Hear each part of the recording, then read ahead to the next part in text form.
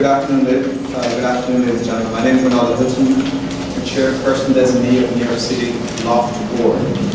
Welcome to October 26, 2017 public meeting. And our first item on the agenda is to vote on the case, the Master Canada case before us today. That case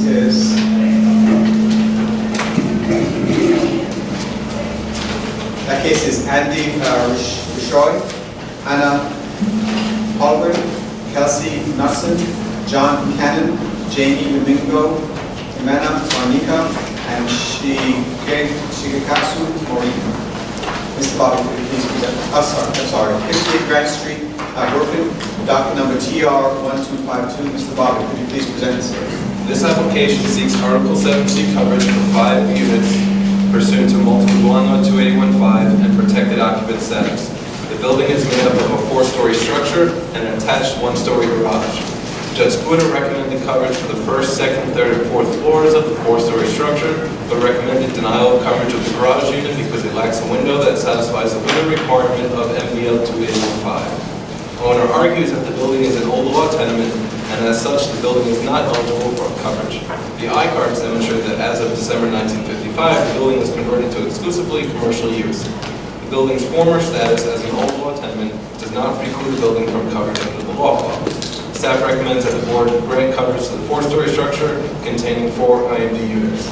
With respect to the protected occupant claims of people in the 4-story structure, Ms. Holmgren and Ms. Domingo, owners stipulated that should their units be found covered, they would be the protected occupants. As staff is recommending coverage for their units, staff also recommends that Ms. Holmgren and Ms. Domingo be found to be the protected occupants of their respective units. With respect to Mr. Cannon, based on the evidence in the record, staff recommends that Mr. Cannon be found to be the protected occupant of his unit pursuant to 209B4. Mr. Cannon is the prime lessee of the 3rd floor, and the 3rd floor is his primary residence. With respect to the garage unit has a retractable steel roll-down gate facing Grant Street. In 2003, an interior wall without windows was built behind the roll-down gate. And approximately in February 2009, a window was allegedly installed in the 2003 wall.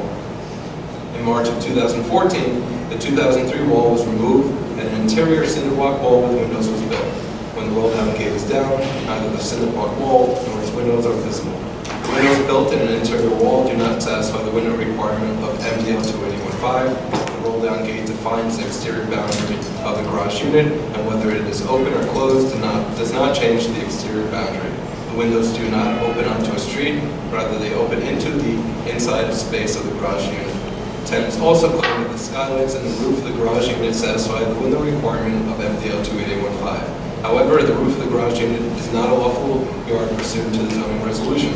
Tenants also claim that the plexiglass cutouts and the roll-down gate satisfy the window requirement. However, tenants have failed to demonstrate that these plexiglass cutouts exist.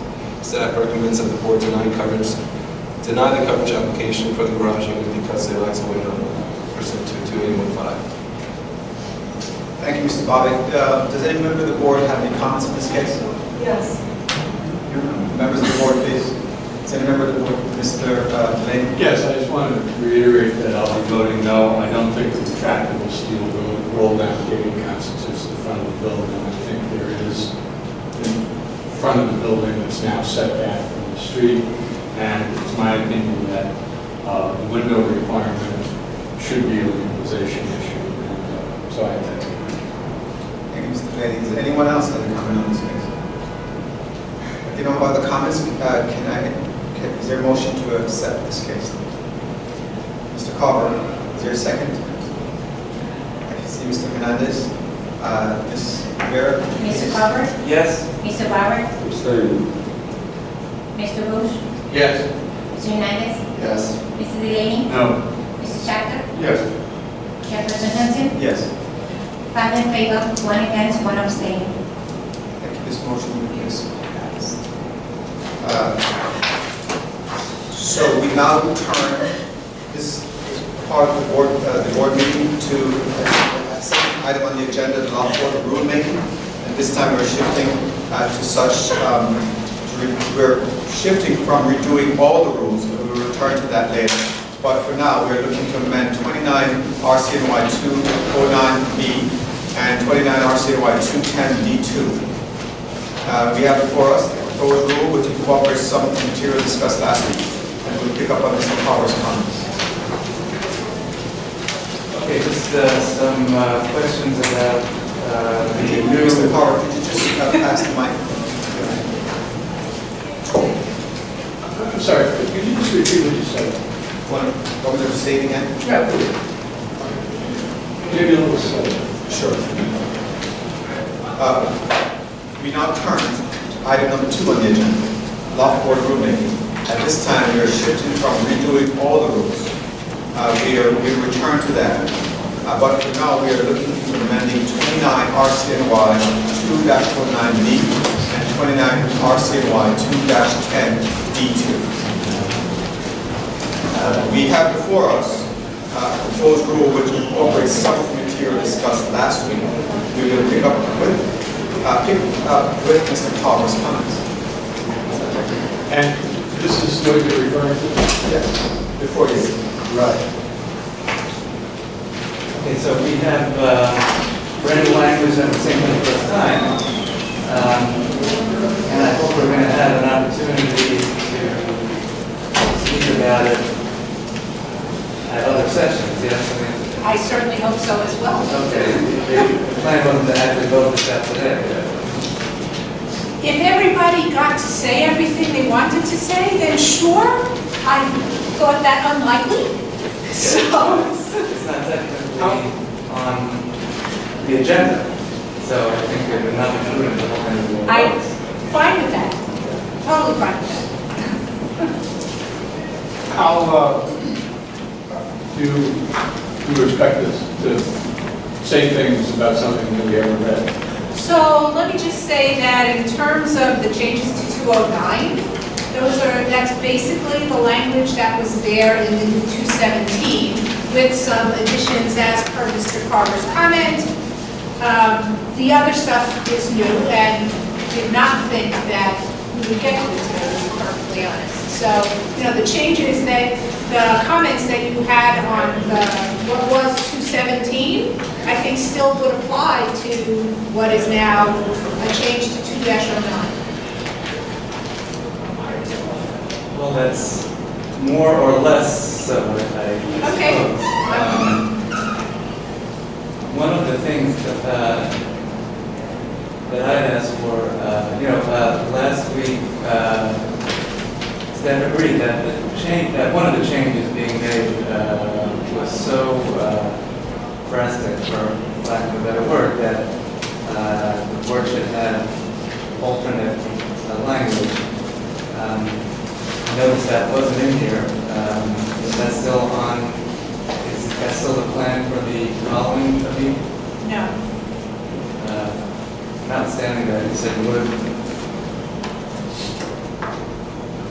Not, yes, that's correct. Yeah.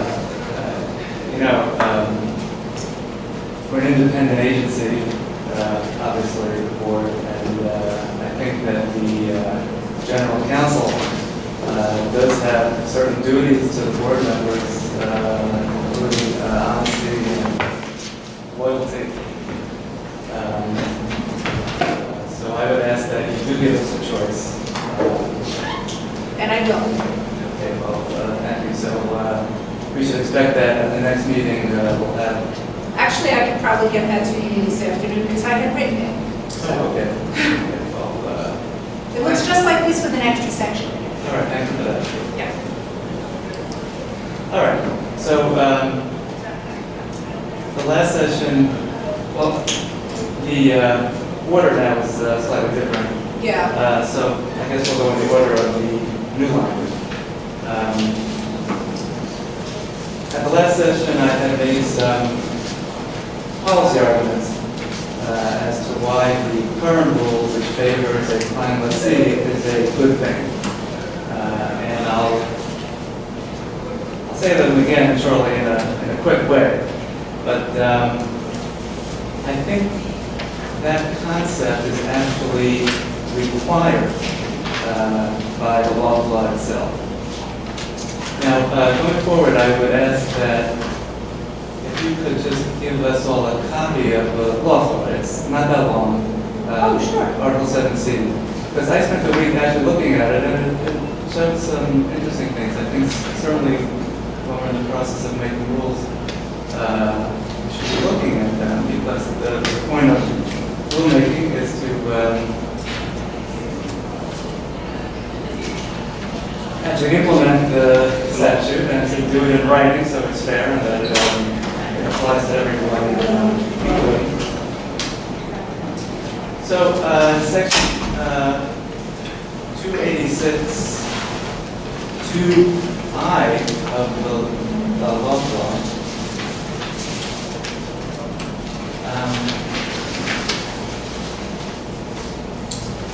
it talks about protected occupants.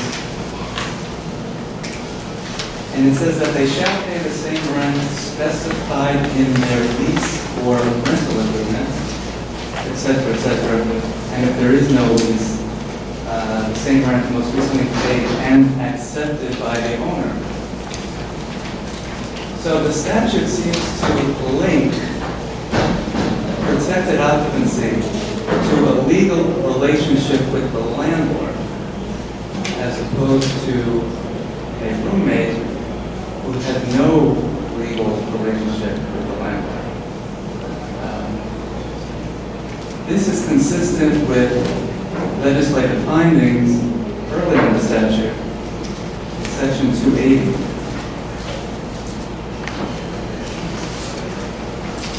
In section 280, the legislature found that tenants, they used the word tenants in such buildings would suffer great hardship.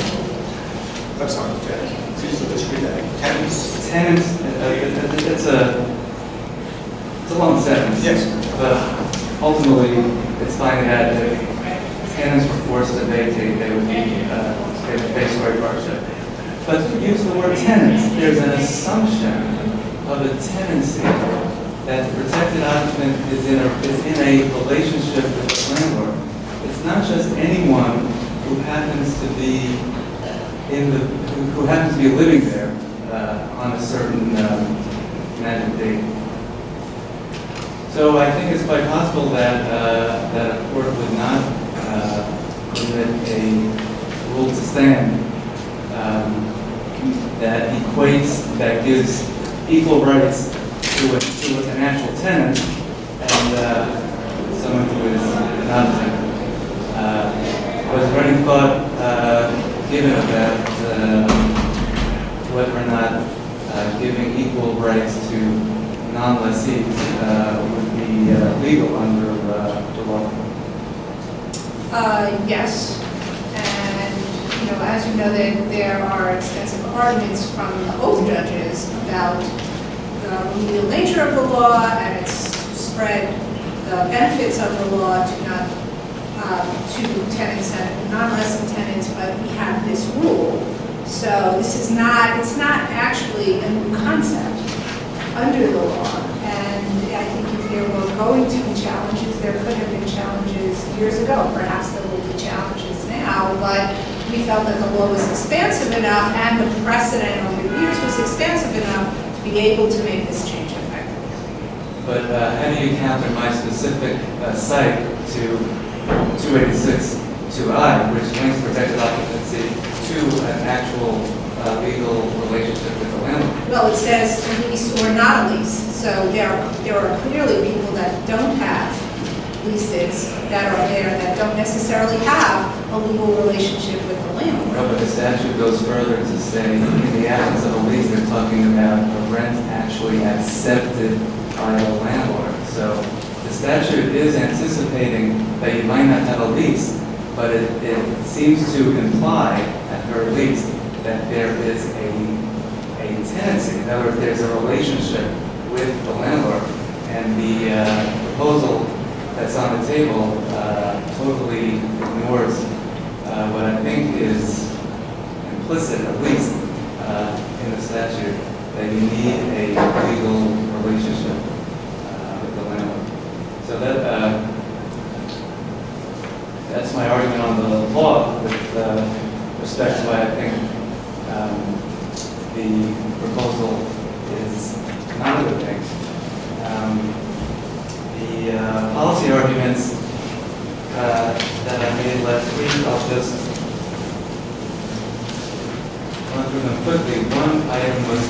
if everyone's protected, you run the risk of running afoul of the maximum occupancy limits of the zoning and the MPL. And last week, I didn't hear any solution to that problem, and I don't see any solution in the current regs. Then we have a... Can I address Oh, that? please, yes. So, yeah, so we did have a case that came down, and again, this is the case that was the remand, where the court had actually held that the definition of family needs to be more flexible, and it's not only blood related by blood. So we had a situation in that case where there was more than what would have been the legal, what we had thought was the legal number. And in fact, the board had held that to grant everybody protected occupancy status would violate the law, and the board said no, because the definition of family is more flexible and it doesn't necessarily mean people related by blood, and these people could be family members. So therefore, you could have more than that. I mean, what if you have parents with 10 children? Right? I mean, they're family, and they can stay, even though they're technically over the legal number, but they're a family, and they have 10 children.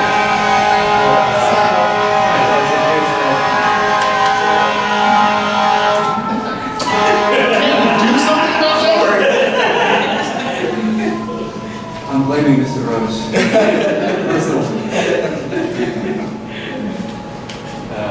Well, it's a case that I would like to see. I wonder if you might circulate it. I think I actually did already, but I'll send it again. Was that something recent, I think? It was in the spring, and we were going to bring it back to the board in July, but then there was an appeal filed, and we're trying to figure out whether or not to bring it back or not, so. You don't remember? But I did send it out after that, but I will send it again. Then you have the situation, and this is a concept that I didn't mention last week. I mean, you're forcing at least two occupants into a permanent relationship that was once temporary. And How do you know? I'm sorry. You mean if they move out, what do you mean? well, what if they're not getting along? I mean, who gets the rights? How do you split those rights? If you're imposing a permanent relationship, each having an equal property interest, there's no right to split the apartment down the middle like you can do when you own the property. These are occupants or tenants. There's no such right. I mean, that's kind of landlord tenant. I mean, that's not a unique situation. The law, right? We're getting, I think you were strongest on your statutory argument, and you've got, the farther you got away from that, Okay. in my humble opinion. All right. You know, I think I know plenty of them. I know you did, I'm sure. I mean, I think that it certainly sounded. Mr. Carver, I'm going to chip in also is that, I mean, two people living together and contributing, right? So they're, I mean, protects the right of that person who does not have, possess the lease agreement. Well, it's a little different. This protected occupancy status is it's a permanent relationship with the landlord. So this is a little trickier than your common tenancy that has an expiration date. I don't think there's any way of solving this. If they're both on the lease and one moves out, I mean, how could you solve it? But this contemplates that they're not both on a lease. Right? Well, but This rule is not- didn't we have a case recently where they were both on a lease and someone moved out? Is that, am I not remembering that correctly? We have had that. Yeah, we had a case. We had a case where it was, I think it was a husband and wife, and the husband moved to California, the wife stayed with the child. We found that he was a phantom tenancy, right? Yeah, we did have a case like that. Mr. Rowe.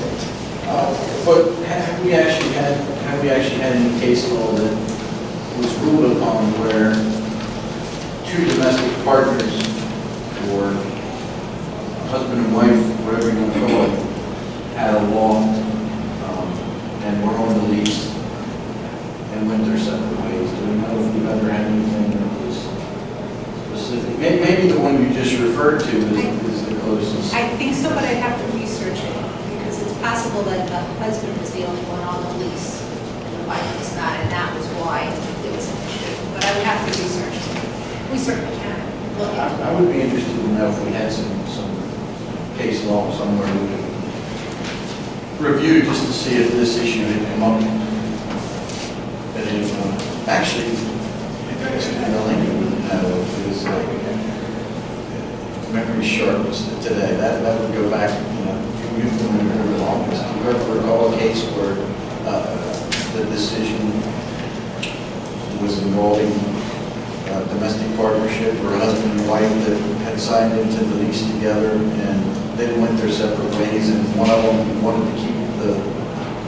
If the unit was covered and both individuals were recognized as protected occupants, I don't think that dispute would have an entryway to come back to the board. I think that would be more likely to be part of... So in other words, it could have occurred and the board just wouldn't have been aware of it because there's no reason for the board to be. We would have already ruled on it.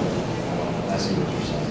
Well, I mean, we can think that in most of those instances, it would take place in a legal separation to the court, and then in which case the courts would make a decision, perhaps as to who retains status as a tenant in the particular law.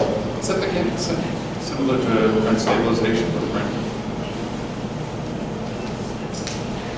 I don't know offhand what happens in rent stabilization to spouses on the, I don't know. Because you're talking about it's a somewhat Similar. But, in the end, why is that the owner's property? I mean, why is there a special protection given to this asset? Like other assets that are entitled to just one of those spouses?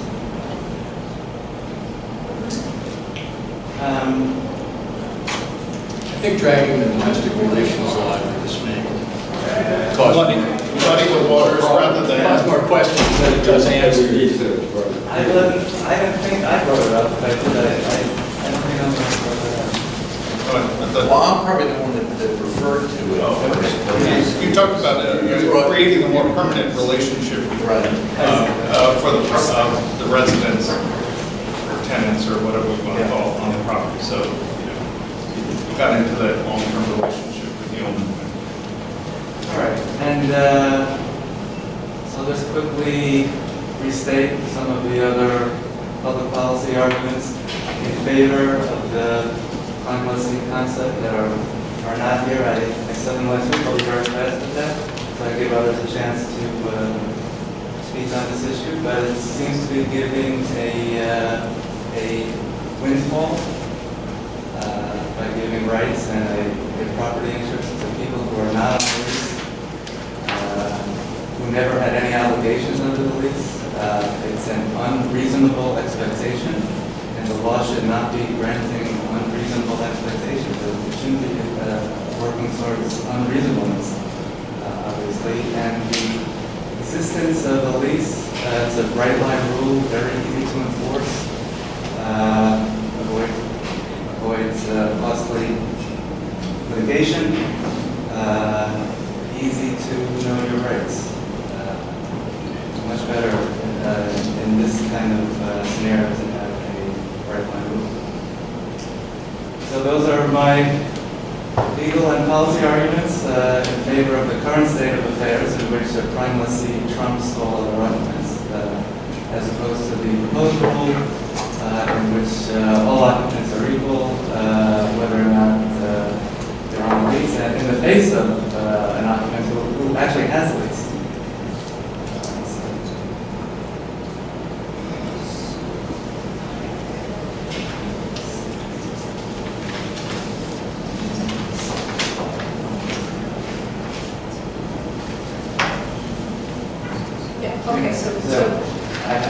material on the primary residency issue, but I'm holding that because I know we're on this first section of the law, of the book record.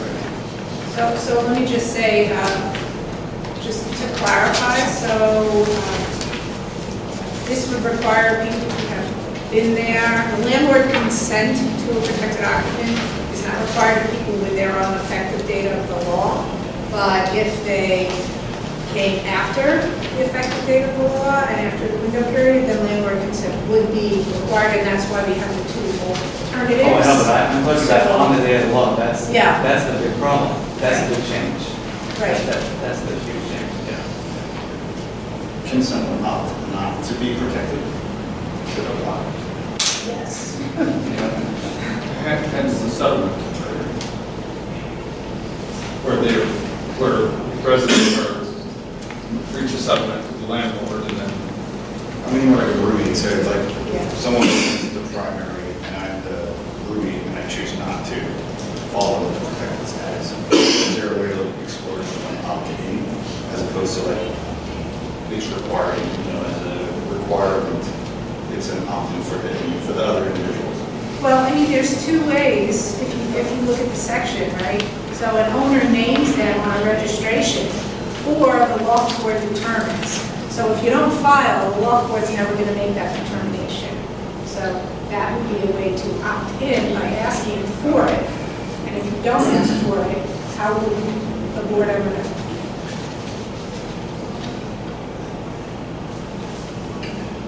Yes. I mean, I think we covered a lot of different elements, but,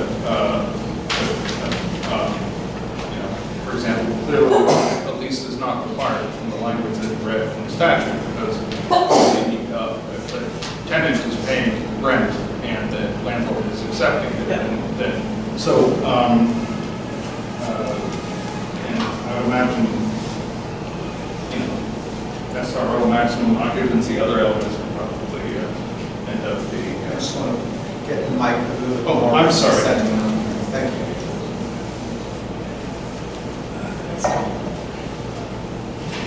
Okay, sorry. But can we sort of go back to sort of the very first, the statutory language, just because regarding it sounded like the law was restricted to either tenants who have a lease or tenants whose rental payments have been accepted by the owner. So, and that would,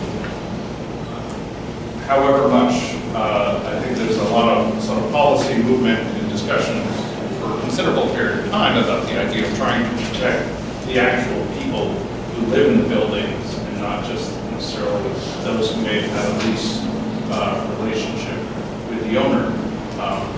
If we're limited by the statute, then it would be helpful to get that. Well, I mean, do you want the exact language? Well, I want the language and your thoughts about whether we can deviate from that, if that's what the restriction, if that's what we're exclusively limited to. If I might, when you say it's been a period of time, some of these concepts have been kind of used in various ways for more than the past 30 years. I think the notion that the lease is a bright line rule and easy to enforce makes sense in a rent-stabilized building where the building got a certificate of occupancy, presumably before anyone moved in. But we're dealing here with loft units where sometimes the lease that was issued to a corporation that was controlled by the person who moved in and lived there. There are circumstances where a net lessee took a net lease on some portion of the building, rented to residential tenants. The net lease expired, the net lessee disappeared, and all of a sudden, the owner of the building or the landlord finds himself or herself in a relationship with these tenants, who at that point in the late 1970s, early 1980s were being protected by a series of court cases that had set up this window period and the notion that these were protecting multiple dwellings. Then you also have the circumstance that follows the rules that were enacted in 1983, 1984, where, for example, an enterprising tenant rented a whole floor, created additional units, lived in one portion of the floor, and subdivided space, perhaps fixturing it himself or herself, perhaps having the subtenant fixture it. And the Loft Board, over 30 years ago, put those subtenants into a privity relationship with the landlord, even though at the time, many landlords came and said, I don't know who these people are. I have no relationship with them. So there certainly have been, there's been a long history in many different ways that tenants have been recognized as protected occupants without what we think of as the residential rent-stabilized lease in a studio, 1 or 2 bedroom apartment. That's all. Okay, so, well, I mean, it's certainly, in terms of the economic argument and the idea of owner expectations about from historical practices, that's certainly helpful. But I guess I was trying to focus on a very simpler kind of question about statutory authority, following up the language of the statute that was referenced. And if it's more complicated than that. Well, implicit in all those different issues, the Loft Board has either filing cabinets full or have spent a lot of time scanning dozens and dozens of lawsuits that challenge each of these points. And in most circumstances, the Loft Board has prevailed. And the reason we find ourselves where we are today is because that scheme has kind of been upheld by the courts. So, just to make sure I'm following it, the thought is that the proposal is to, based on case determinations, to revise the regulations, regardless of whether it's part of the statutory authority. I'm not sure what I'm saying. Am I saying it wrong? No, I think that's right. No,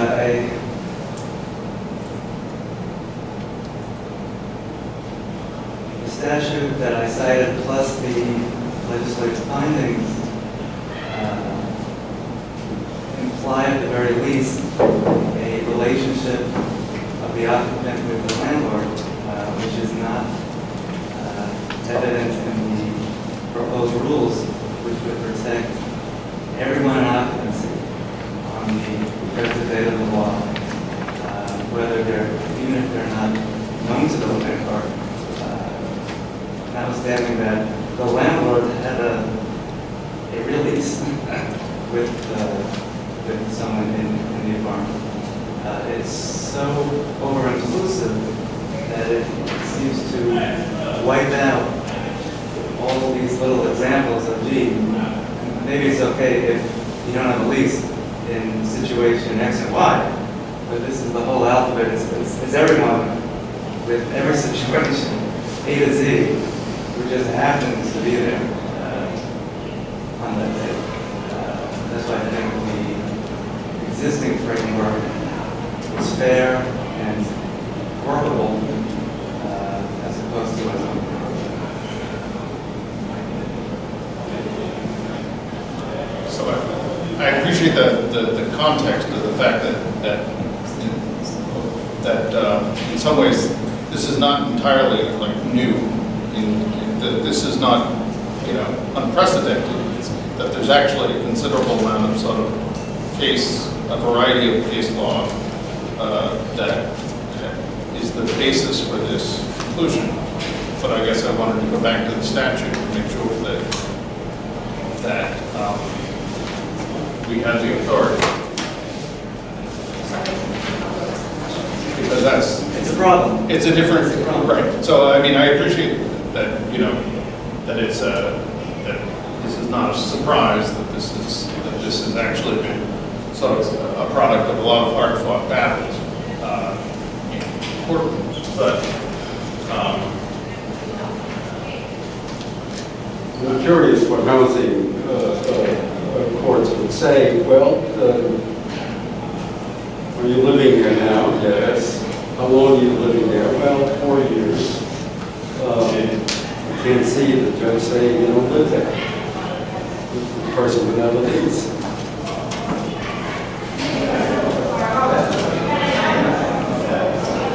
You know, I don't know.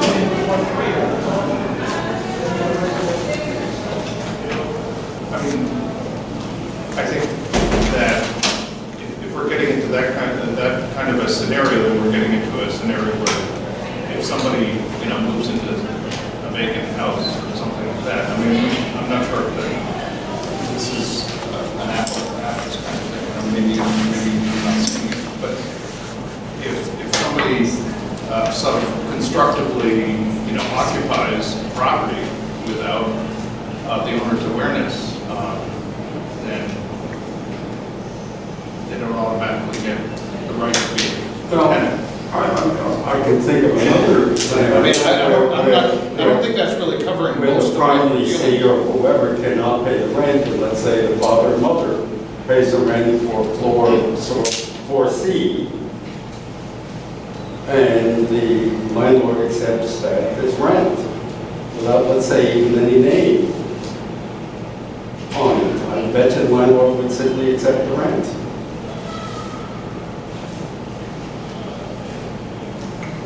Well, but the landlord's accepting the rent based on the relationship to the landlord. That goes back to the idea. I don't think that strengthens the idea of the actual tenants living in the building, their rights, at least from what the statute sounds like, if I'm following it correctly. I mean, the idea is that the people who have the contractual relationship with the landlord then have the right because they're the ones who are paying it. The people who are living there, you know, don't have that direct relationship. The cases that I'm talking about have been, I think, building towards this idea that the people who are living in the buildings should have rights, but I'm not sure if the statute.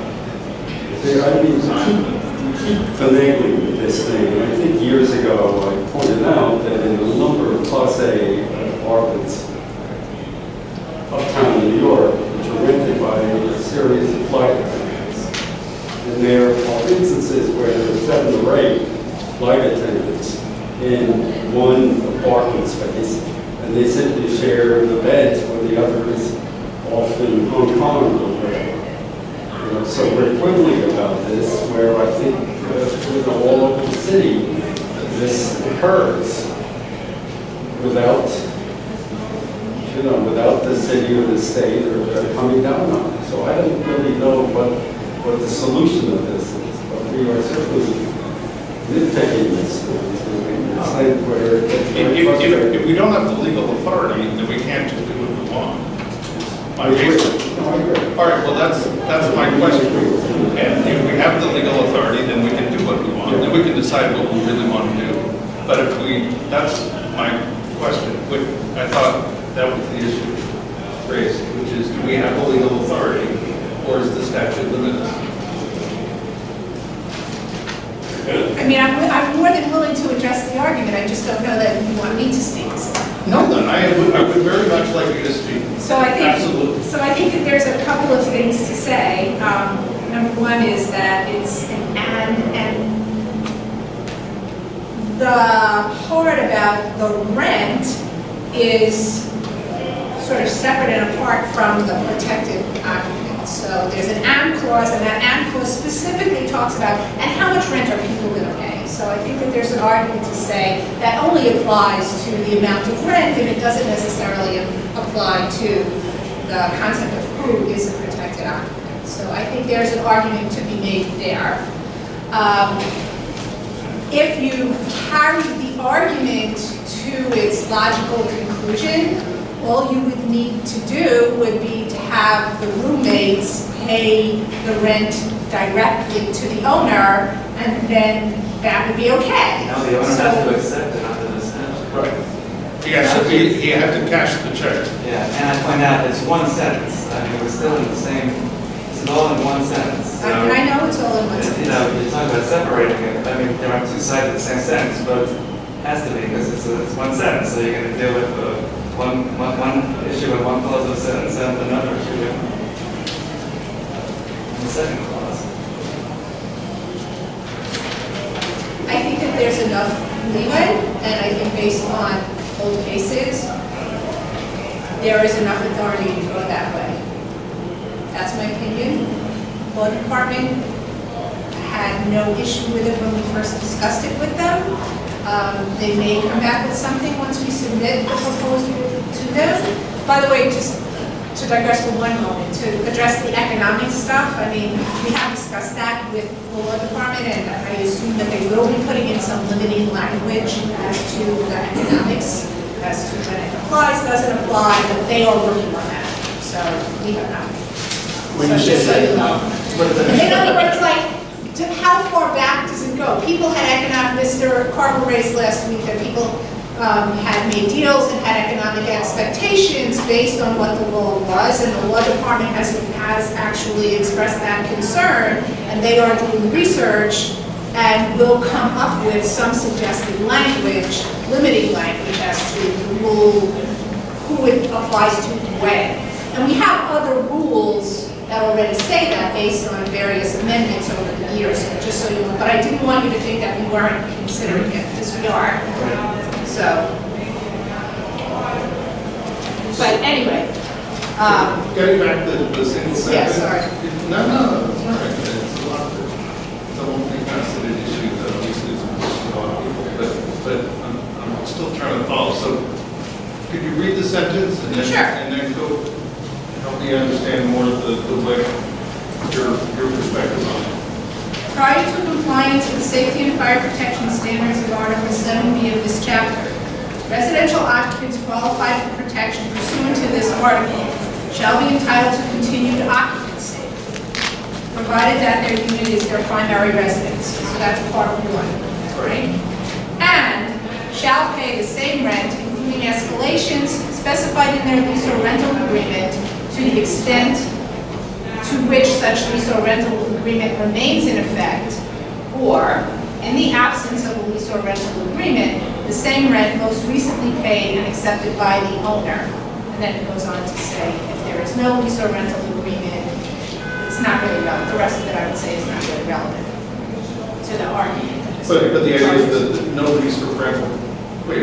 If there is no lease or other rental agreement in effect, Yes. the rent adjustments prior to Article 7B compliance shall be in conformity with the guidelines set by the Loft Board for such residential occupants within 6 months from the effective date of this article.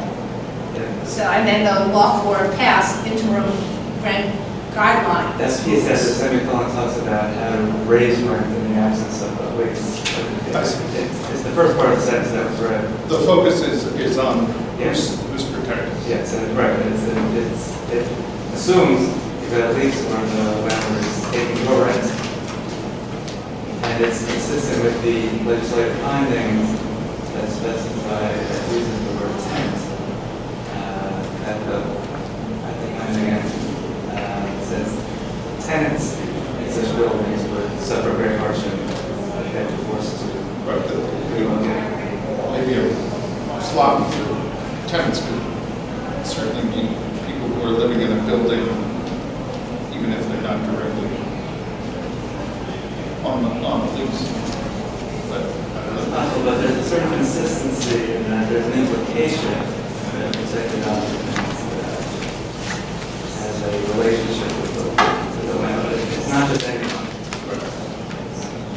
So in my own non-lawyer self, I look to the definition of tenant, right? And it says, refers directly toward to any residential tenant and is deemed interchangeable with the word occupant found in Article 77. So I then turn to the definition of occupant. And it says, unless otherwise provided, means a residential occupant qualified for protection, right, under Article 7C, any other residential tenant.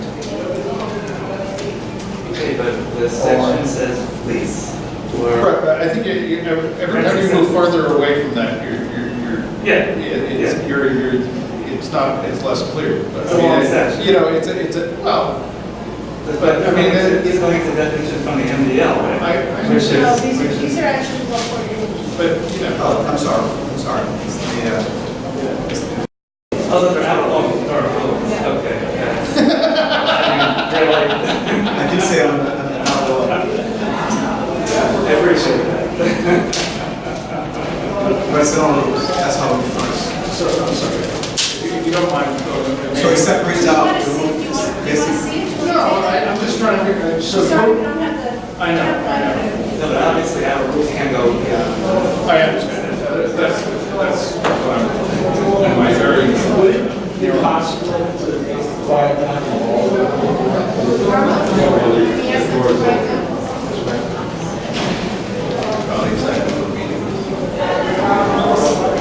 No, it's just, no, It's the crash marketplace here at the Department of Buildings. well, it's a license. The underlying portion. You're on the left. Where do you appreciate? It's 286 2I. I'm just reading what they already read aloud. Okay, so a tenant is an occupant is a tenant. Yeah, it's That's right. a terrific definition.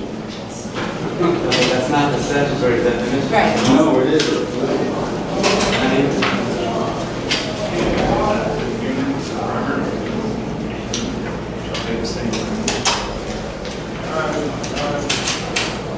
Or in the absence of a lease or proposed agreement, the same rent, most recently paid exactly by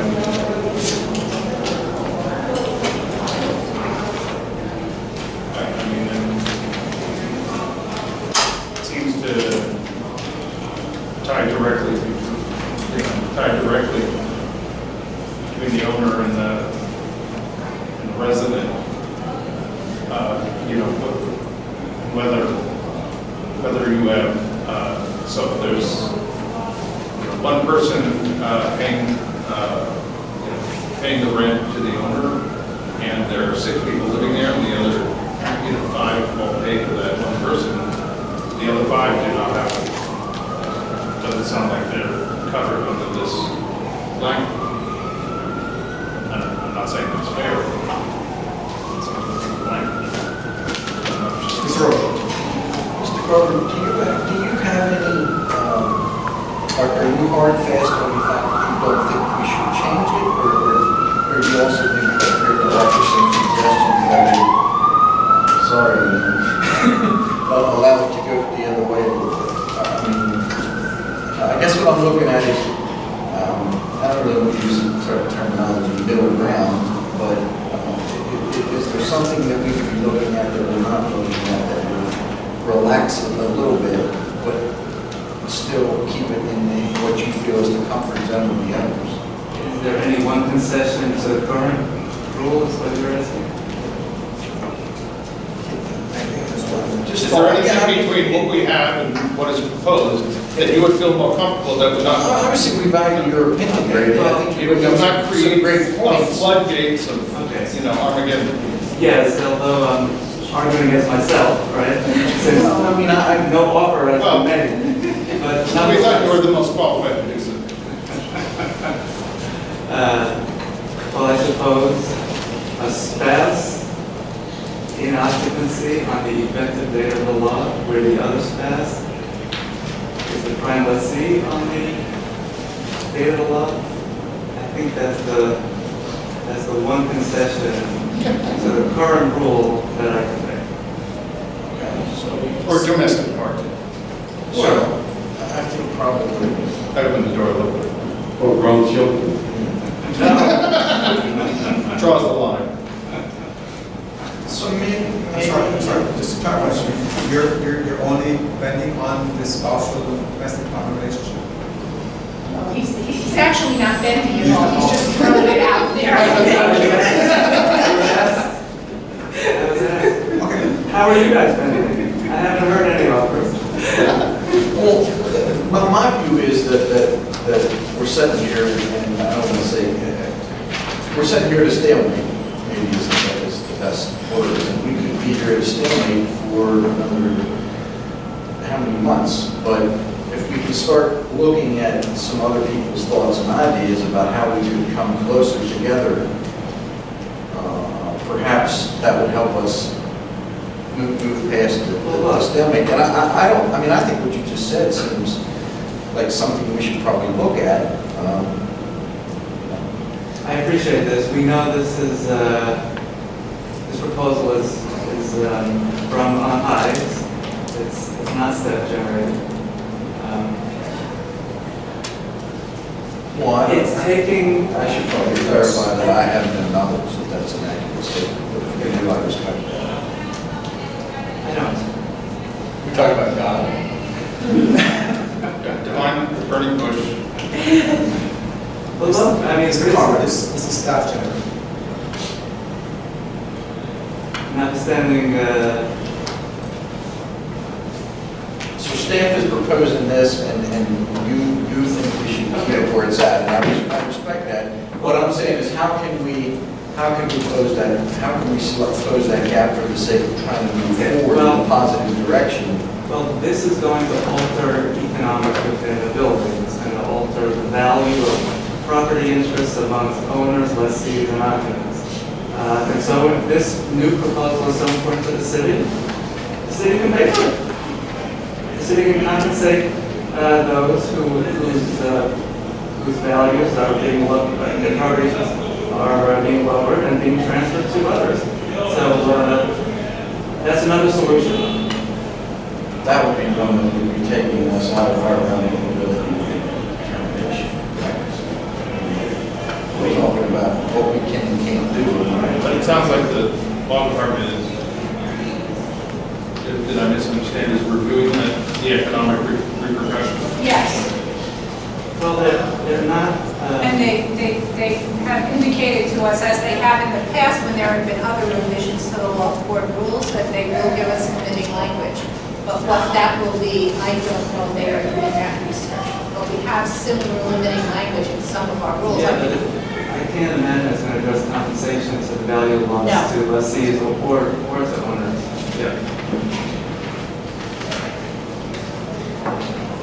I agree with that, I would not anticipate that. Correct.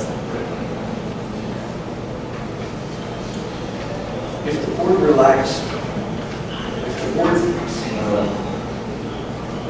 looked at relaxing this to include spouse, recognized domestic partner, or whatever, it would seem to me that would be a reasonable step. Because what would happen if I lived in a loft and I was the prime lessee, okay, and I decided to marry,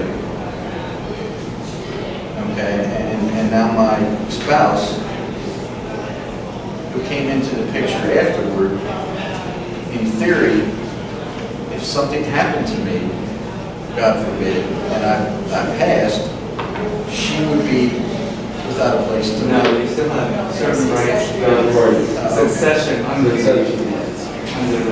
current, both current and so. So we would be okay. And also, the child was there 2 years or something, and they have succession rights as well. Yeah, they have to their, yeah. What was that? You said, who did you say? The child was in there for a couple of years, And and also has succession rights. and non-adult child? No, I think you can have adult children. Even an adult child. Fast forward I'm just asking. 20 years and I'm in my dotage, and my daughter comes and lives in the loft, takes care of me, wheels me over here, so I can continue to count the table. So Yes. No, I was only asking. And we'll expect that. We'll accept you. I guess the argument is it's a roommate, right? So I'm going to the roommate element because that's what impacts a lot of people in many of these scenarios. So if I'm the roommate and the add-on, I moved in later on, the primary individual, something happens or he or she leaves, I now have rights to that. And I think we're protected. Well, no, the words later on is a different section of the proposed rule. The argument we're having is for those in occupancy on the protected building.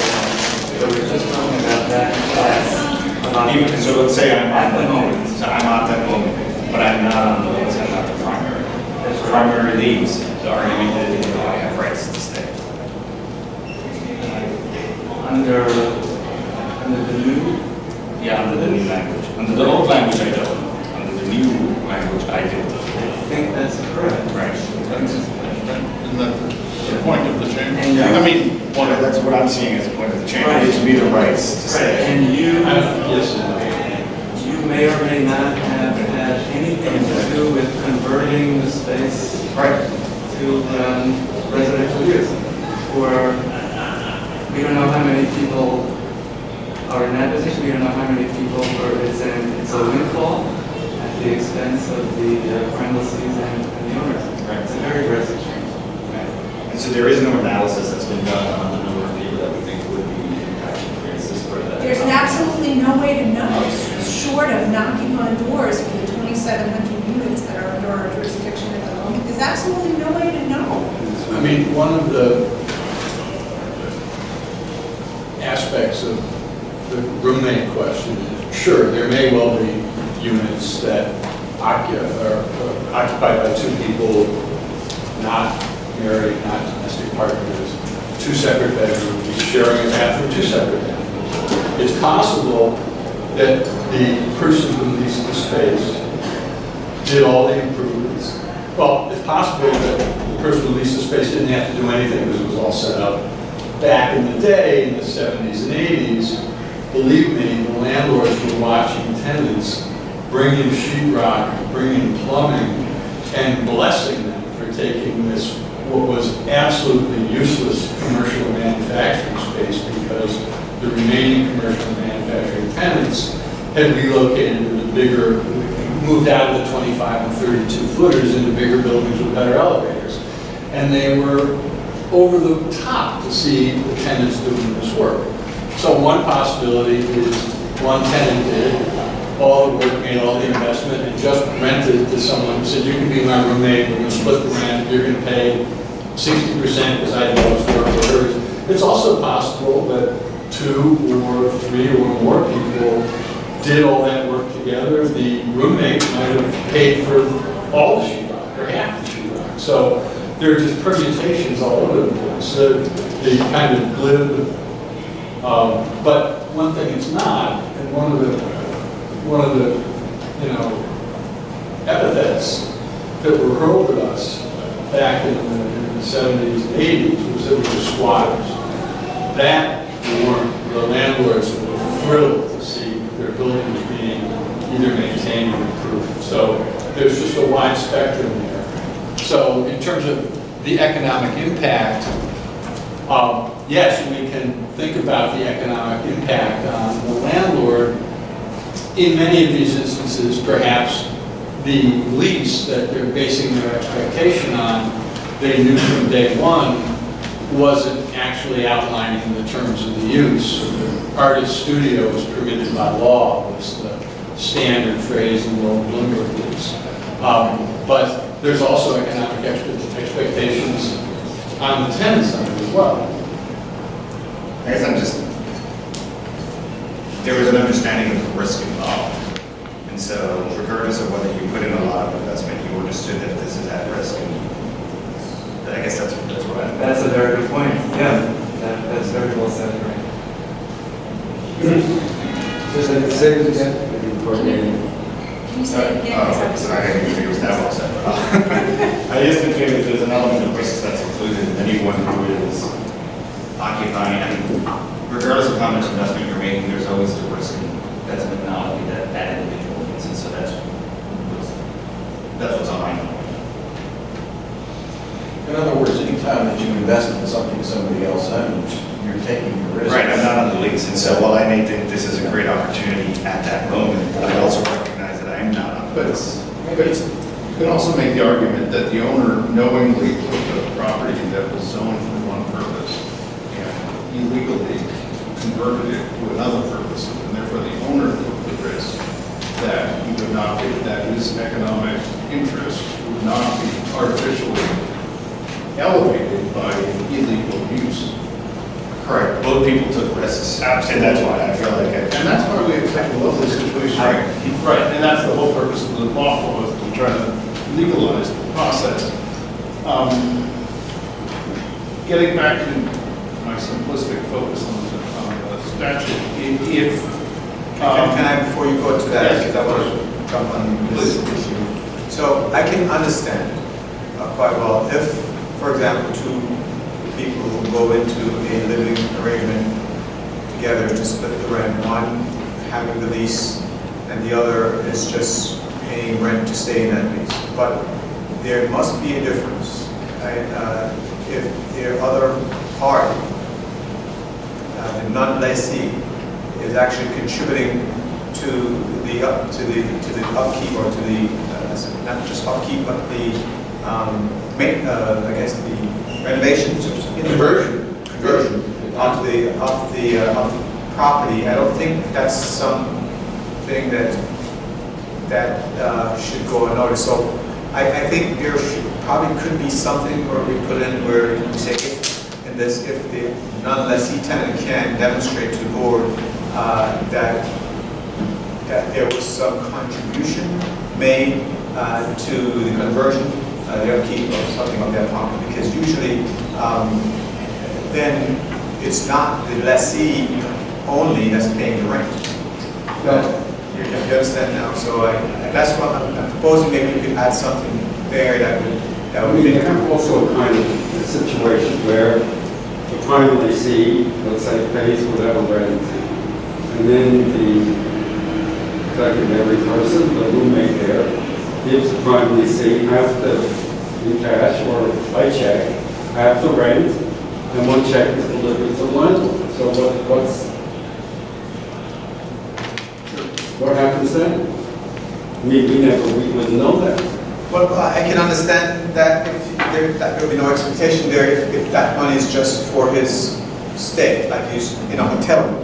But if he is actually paying for upkeep of that and it contributes to buy, not just the rent, but buying improvements in on the space, that is more than I know it, but still, I mean, unless they keep all their bills and what they Right, the do. documentation. I mean, how would you, how would you know this? I don't know. That's where it goes back How would to you demonstrate it? somebody that was going into that situation knowingly would do that if they're interested in protecting themselves. If I'm going to be that person, I would write you a check every month for my portion, or I would write you a check for my portion of the drywall that we purchased, or for my portion of the flooring tiles that we bought, so that, heaven forbid, something does happen 5 years down the road.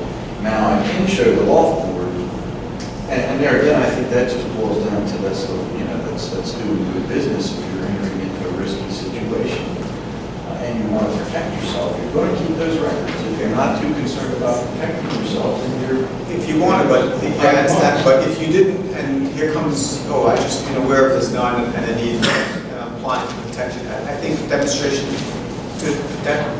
sufficient demonstration of that doesn't necessarily have to be receipts. Well, no, so some sort of sufficient. Maybe some acknowledgements, something that the law board could look at, even both judges could probably adjudicate. I mean, Receipts would be it's not the just best. Sure, but I probably think that most people that are going to pay rents in lofts all over the city have not really have the slightest idea of protecting themselves or what the law is. First of all, we're going in that we got this new law for 2010 with all these people in the outer boroughs, right? They had no idea that would become legal. So why would you keep records? They just found a place to live, and oh, great, I found a loft over here and something, and I'm going to move in. Gee, great, I got a place to live and do my work, or whatever. It just is not terribly realistic. I don't know what the solution to this is. But it needs, this is a halfway point we're talking about, right? In terms of agreement. Because the other, Mr. Cobb pointed out, the other end of the spectrum is that anybody, just say, okay, I live there, and they were using it, occasionally helping to just paying their way to stay there, to sleep there, would just say I'm protected.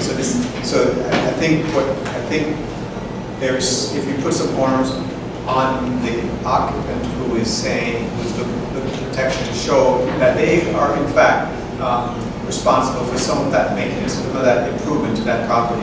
That is a conflict, that should be a common ground.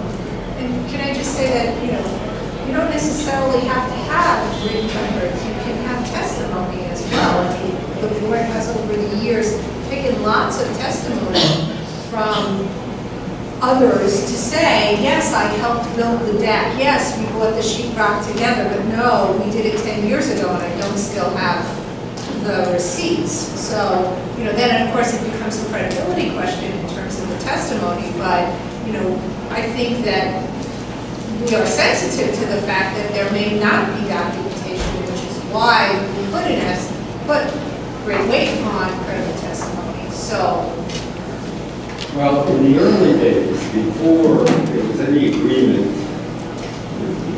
first AIR agreement, many of the laws in Soho were absolutely raw. And then something came down that you could have, you can't live there, but you can have a refrigerator in the bathroom. And a number of loft tenants would have a bed and wheel the bed up to the ceiling. So an inspector came and they would see that you're not living there. What I'm saying is that what happened was so funky, and I don't think it's been a hell of a lot different with the people that moved into 475 Kent Street. I mean, I tried to walk into that building once, and I was horrified by the stairwell. Like, it wasn't straight, and I was saying, oh my God, these people were walking up this stairwell, if there was a fire there, God knows what would happen. So, my wife says to me, well, we should keep records of all the improvements we made in case we want to sell it. We can sort of go to the federal government and say, look, we put X number of dollars into it. Really, we shouldn't get, but who does that? Who's organized like that? And I'm sure some people are, but I think that the majority of people are not. And I don't have a solution to this, except that I have a liberal attitude to living there. Well, you should stay there. Right? That's maybe a terrible attitude to have, but that's my position. Or whatever it's not very much. can I throw out something? Is there a difference, do we want to draw a line, and I don't know, I'm just throwing it out as a thought, between the economics and the right to stay? Maybe that's where the issue is, and I'm not sure that it's a one good draw, but it's just a thought. So, you get to stay, maybe not the sales rights, I don't know. But maybe that's the middle ground. I'm just throwing it out there. Well, the economics of the situation, you walk down through what I live just in so-called no. Walk down into Soho these days, you can hardly find a gallery. And I remember to say, hardly find a gallery. Gallery. That's where all the galleries are. And then there was this phrase almost 15, 20 years ago, Soho Suds bring down the front. So what's happened to Soho, it's become a dynamic commercial area. It's benefited everyone, but not necessarily the arts. The same thing is going on now in Williamsburg. There are terrific restaurants all over the place. So the benefit has been to the, there's a guy that I know that wrote a thesis simply saying that basically the arts, made for culture, and made for the good and welfare of the city, and they make money. And the original Rockefeller report, years and years ago, made that point, that the arts industry, the theater, the galleries, the museums, and one thing or another, has made America very, very viable. So I can't find any kind of argument that I have to worry about the landlords. You know, they were happy to rent these places. The commercial and manufacturing moved out of the city. Really, our problem is with people who are not renting from the landlord. That's the whole issue. All right, I mean, my position is, I hate to say it, so what? You know, what Thomas Jefferson says, neither picks my pocket or breaks my leg. So I don't know. I don't know what to say about this. Whatever you want to decide is fine with me at this point.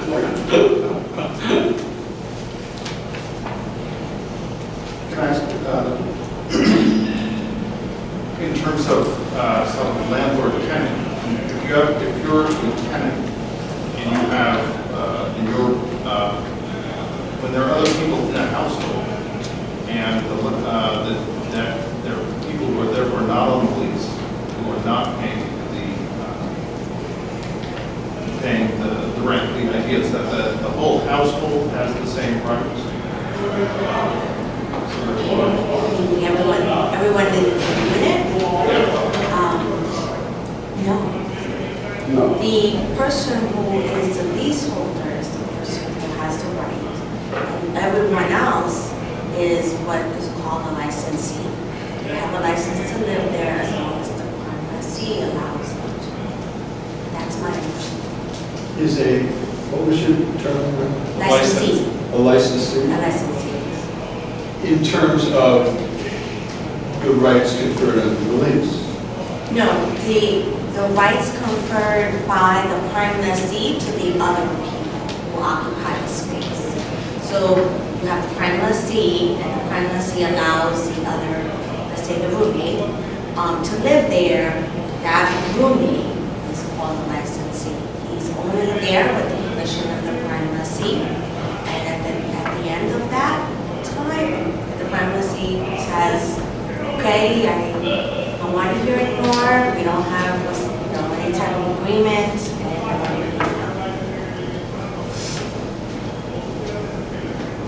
So this would actually give right to the licensees to stay, even if the primary lessee wanted to end the agreement. So we're now empowered. Yes. But the licensees against the private. Stay for life. Yeah. 'Cause I hate you. We're going to have to live together forever. So I did this as a favor. You came in. It's just part of the. That's one possible consequence. But there are many, that's expressed. Right. Yeah, Because in the case of the spouse and all that, they're protected even if the primary leasee leaves because of succession. So it's just more of a question of what we do with these non-partnership-like individuals. They're not protected in the lease. I'm sorry. The spouse would not be protected currently if there's a divorce and only one. I'm asking. And if the wife is on the lease and she dumps the husband, who's not on the lease, and says to the husband, "You need to leave." Does the husband have any rights? I think I'll pass. Oh. No, Because I know you brought up this issue before. Actually, it was Lanny Alexander who brought it up in the context of my upstairs neighbor who was murdered. And it's a little bit of a sensitive topic. I'm sorry.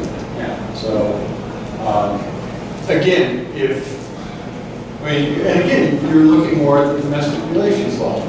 He's on the lease, but there's also the dog, and, okay, I'll take the dog and you can handle the loft. I mean, those cases don't come to us.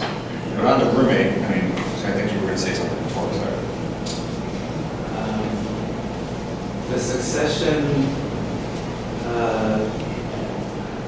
sections in the current and proposed rules deal with death, am I right? Exclusively? No. Oh, no. The departure, I And think. okay. Yeah, I So it's think something that you have to look at. It's out there. I just don't know. Which is more, I'm looking at it from this roommate situation. Now you're looking at the impact on the primary leasee of, I now have, where before I entered into an agreement because I thought there was some flexibility built into that. Right. I am now stuck in a relationship that may not be optimal for me as That's well. right. So now we're Yeah. moving in a direction where we're forcing the position of this proposal onto people who may not necessarily even be in agreement with it. I agree with you. Absolutely right. Is it agreement?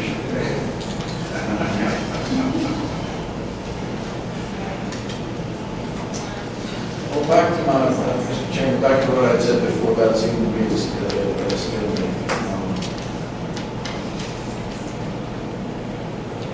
it seems to me at the last public meeting, one of the board members, and I'm not exactly sure who it was, had proposed that perhaps the staff draft up a couple of options for the board.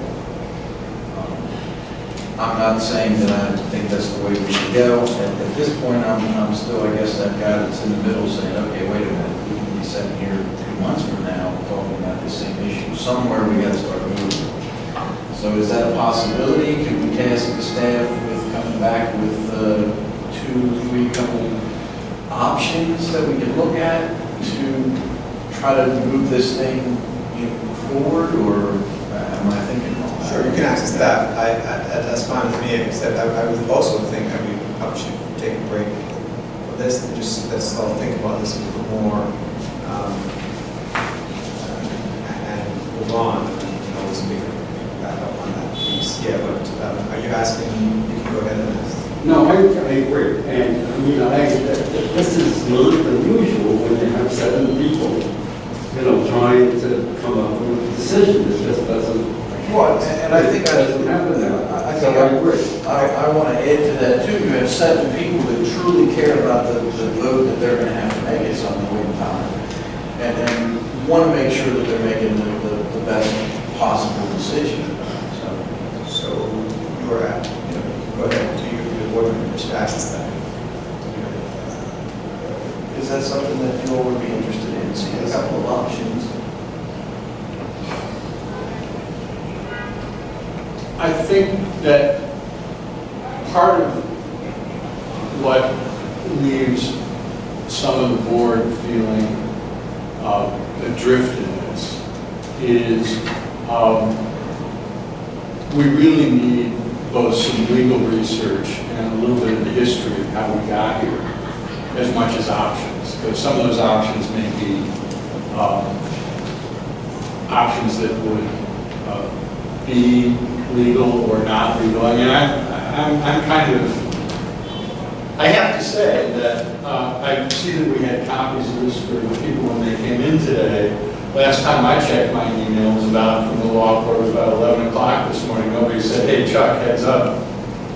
Got new stuff for you to look at. I did send it. I did actually send it, I don't know exactly what time, but I did send it and said we will have hard copies for you. Yeah, but I mean, it's kind of legit. I do understand that, trust me, yes. And I did actually apologize in the email for that. Well, I look forward to reading it this evening. Basically. Mr. Chairman, I think Mr. Delaney brings up some valid options, but again, for the sake of trying to move forward, I checked with our Robert's Rules of Order. I'd like to make a motion that we task the staff with coming up with 2, 3 couple of options for us to look at, and that we readdress this at the next one. Is that okay, Mr.? Yes. I didn't make the same Is mistake. there someone who's second that? Thank you, Mr. Bowers. Okay, Mr. Rivera, Mr. Rivera, could you forward board members for me this motion? Could you repeat the motion? I But just repeat the motion. Yeah, I'd like to make a motion that the board task the Loft board staff with coming back with 2 or 3 options to look at for moving this particular issue forward. Thank you, Mr. Barros. Second that motion, Mr. Burke. Yes. Could we have a little discussion on the motion? Oh, I thought we did. Oh, no, we have some discussion.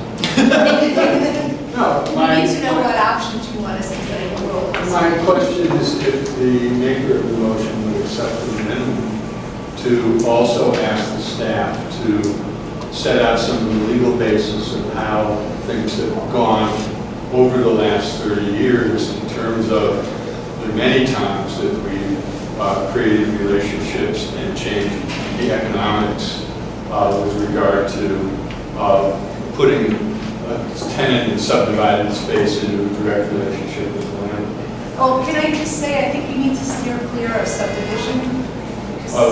Subdivision, because this is, Subdivision. yeah, because subdivision is a different rule. So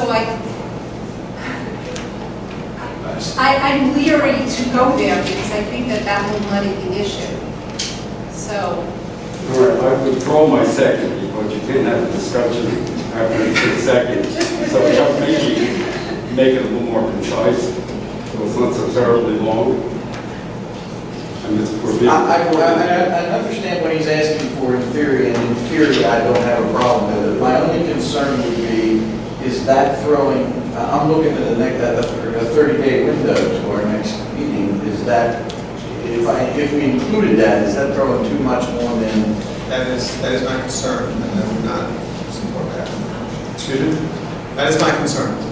That staff has a lot more to do and to conduct research and go back, to do that kind of research between now and next In month. other words, I agree with you, but I think if we put what we both want together, now we may be offering some expectations that be difficult to meet by the November.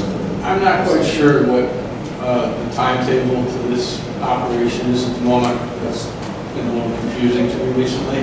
But we have Mr. Carter questioning the legal basis for the proposal that the staff put forward. True, yes. And if we're going to create alternatives, then it would be nice to put some legal underpinnings under each of those alternatives. Otherwise, we're just kind of speculating.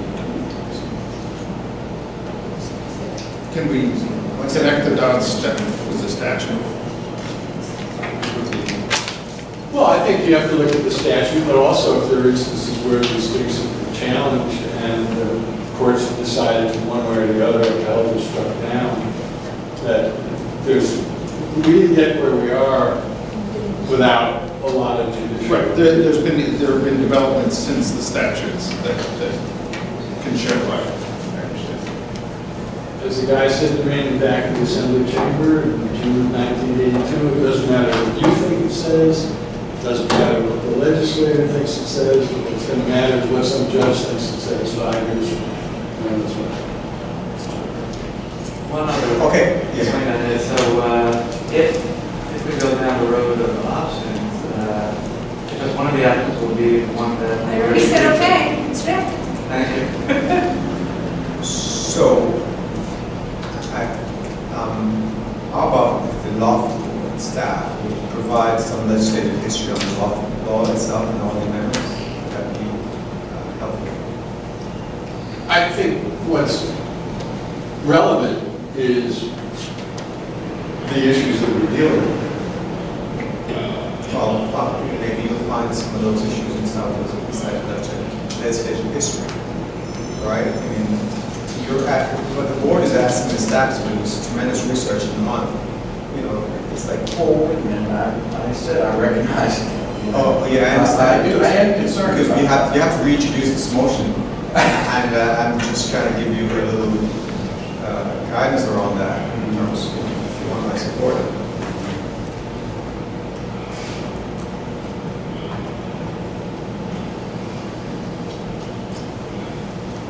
I'm going to reintroduce the same motion that, again, for the sake of trying to move this forward, I think we still have an opportunity with the proposed options. If we don't like what is written on paper and we feel that we need more legal research into it, then I think we can do that. I don't think it's limiting us saying, oh, well, you know what, we got to go with one of these three pieces of paper, but I still think it's moving us forward. So for that reason, I would like to make my motion again that we task the law board staff for coming up with 2 or 3 options for us to look at for when we reconvene in November, at the November meeting. Including some legislative history on the amendments? No, I'm not even going to, I'm going to let it to their devices because I think we have an extremely professional staff up there that can anticipate the questions. That we've been together long enough now. They know who's going to ask what questions. They're going to anticipate that. They're going to include what they think they should include. I'd like to give them that leeway. Thanks, Mr. Roche. Is there a second to that? Is there a second to that? Yes, Mr. Horowitz. Yeah. Ms. Rivera? Mr. Carver? Yes. Mr. Barber? Yes. Mr. Luce? Yes. Mr. Hernandez? Yes. Mr. Delaney? Yes. Mr. Shackler? Yes. Chairperson Hudson? Yes. 7 in favor. Thank you. Are we moving on, correct? Yeah, it's pretty, we want to start getting to business. Okay. I'm sorry. Can I just say that members of the public, I see you raising your hand, you're not allowed to actually talk. You will have an opportunity to comment on the rules once we're in the capital process and they're published. Or if you want to meet us after, just say something. Yes. I just want to ask forward if you're up to task of beginning the next chapter. I think we should, Yes. my personal opinion is we should trudge forward for at least another 30 minutes or so. Okay. But I'm a team player. And we're trudging forward on this? What are we trudging forward on? Well, I did all the wrong homework for today. So no, you couldn't have known, so, I guess the next issue for discussion would be the primary residence and getting views out on requiring specifically in the rule primary residence.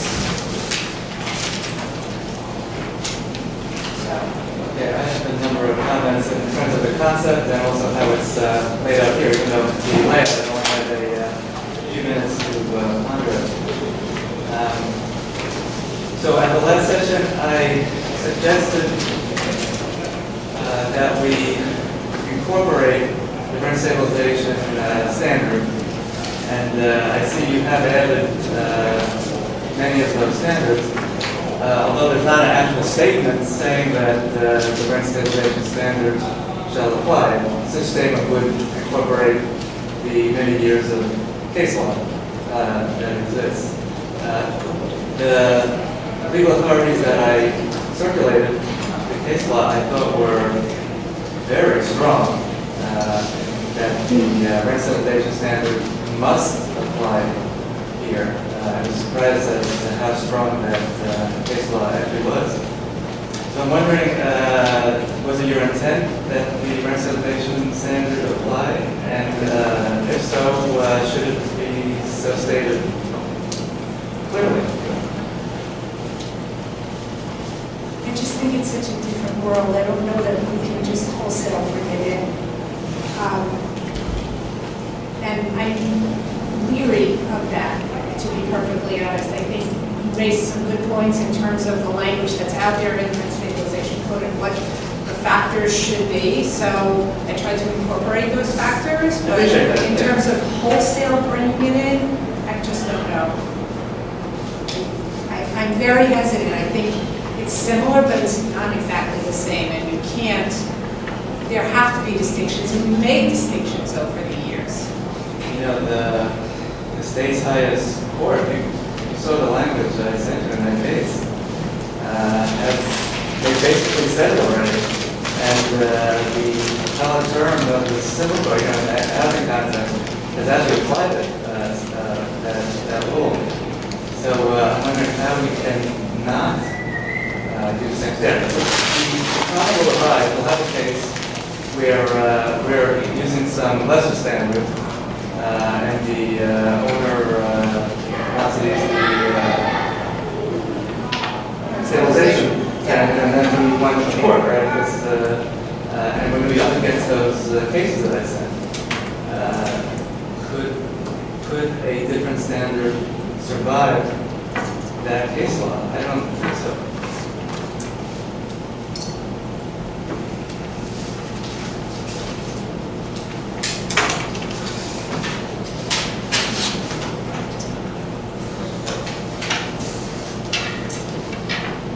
It's a rhetorical question only in part. I am Yeah. interested in your answer. I think I'm not well prepared enough to. Okay, we'll come back to To it. be perfect. Now, in terms of the use of the word primary residency in the new language, in your 3I, that determines who is a protected occupant, and it talks about primary residence at all these various dates.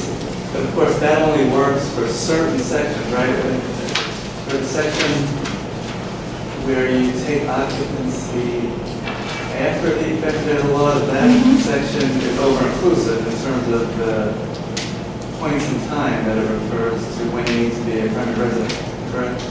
It needs to be worked out a little bit. In terms of how it's numbered, you mean?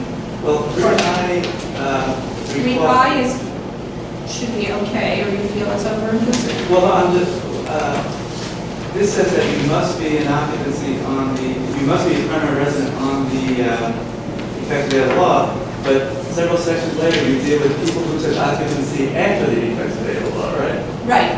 So is 3I meant to apply to the entire section? No. So that just needs to be clarified, Right. right? And then your alternate 3, in your DEF, you don't have any primary residency. This is taken from the current rule. But are you now, well, maybe this, are you saying that you need not be a primary resident if you take occupancy after the effective date of the law? I put it out there as an option. So I think you should have to be a primary resident, but I felt that I should give the board the option of sticking with the current language. Okay, but So,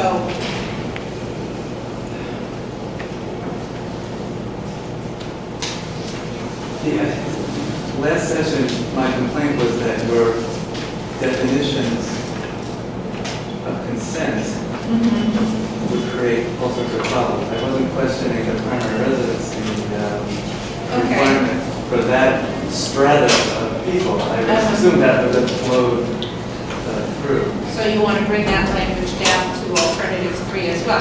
I would think so. Okay. It's already in the one of the threes, but it's just not in the alternative. Okay. Right? Yeah. I don't think Yeah. anyone's intent to scrap that. Okay.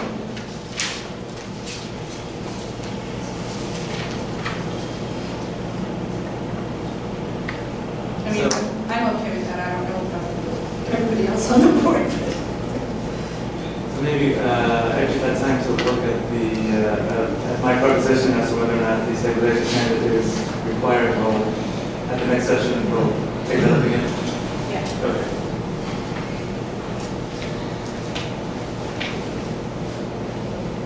Now, in terms of your sale of rights section, I think it's too soon. We just got it, you know. Oh, yeah, We just look at it now. I didn't think we would discuss that. Yeah. Okay.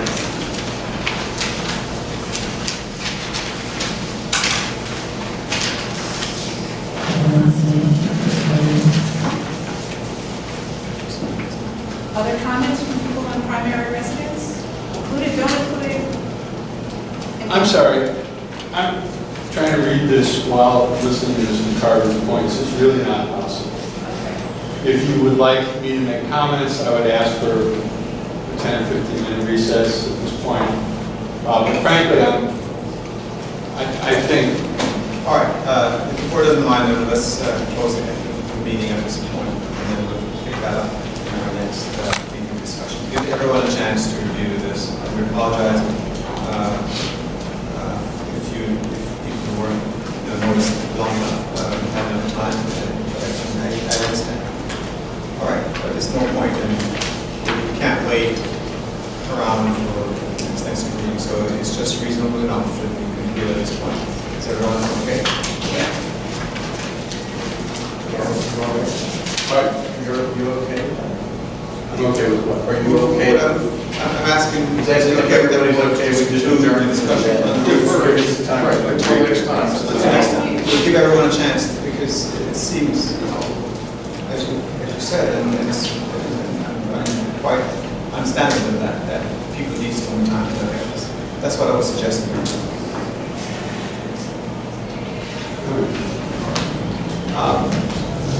We're going to pick up on the next meeting on the rules. Can we just clarify, we're going to pick up next meeting on the rules, meaning the On next, this document, and the alternatives that will drift. on the next scheduled meeting, we will return to this document. That's correct. We're setting aside the larger, Yes, I said that before. the larger rules that I thought we were going to discuss. That's right. I said it at the beginning that we are setting aside the larger rule discussion and focusing on these two rules. Right, that was for today, I just wanted to make. Oh, well, we haven't even. Yeah. And are we planning to come back to this at the next meeting in the context of also working on a case calendar? Next month, we'll continue with the rules first. We have 2 meetings scheduled, so we could. Yes, I'm aware. Yeah, so we could flip them, do rules first, since we're sort of embroiled in it, and then do cases on the second meeting of the month. second Yeah, meeting. is that okay? So we'll flip flop from what we've been normally doing. Yes. Rules first, cases second. That's right, because we need some continuity here. Yes. And the expectation would be for that meeting to focus on this plus any alternatives. Yes, And this is, in essence, laid aside for the moment. absolutely. So no cases at the next meeting.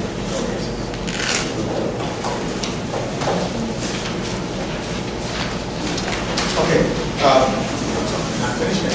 Oh. Yes, close the meeting. I know I would have been, if I did something like that, I would have been called out for Robert's rules.